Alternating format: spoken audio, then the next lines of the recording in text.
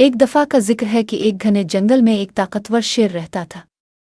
ایک دن وہ اپنے شکار سے فارغ ہو کر ایک درخت کے نیچے آرام کر رہا تھا۔ اچانک ایک چھوٹا سا چوہا اس کے پنجے پر چلنے لگا، جس سے شیر کی نیند ٹوٹ گئی۔ غصے میں اس نے چوہے کو اپنے پنجے میں دبوچ لیا۔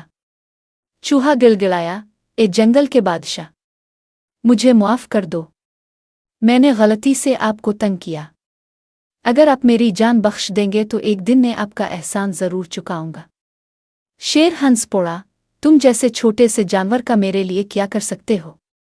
چلو تمہیں چھوڑ دیتا ہوں، مگر آئندہ ہوشیار رہنا۔ چوہا شکر گزار ہوا اور وہاں سے بھاگ گیا۔ کچھ دنوں بعد شیر شکار کی تلاش میں جنگل میں گھوم رہا تھا کہ اچانک شکاریوں کے جال میں پھنس گیا۔ وہ زور زور سے دھاڑنے لگا۔ چوہے نے اس کی دھاڑ سنی اور فوراً موقع پر پہنچا۔ اس نے شیر سے کہا، گھبرائے مت، میں آپ کو اس جال سے آزاد کرتا ہوں۔ چوہے نے اپنے تیز دانتوں سے جال کاٹنا شروع کیا اور تھوڑی ہی دیر میں شیر کو آزاد کر دیا۔ شیر نے شرمندہ ہوتے ہوئے کہا، تم نے سچ کہا تھا، میں نے تمہاری طاقت کو کم سمجھا تھا، آج تم نے میری جان بچا لی۔ چوہا مسکرایا، احسان کا بدلہ احسان سے ہی دیا جاتا ہے۔ اس کہانی کا سبق: کبھی کسی کو کمزور اور چھوٹا مت سمجھو۔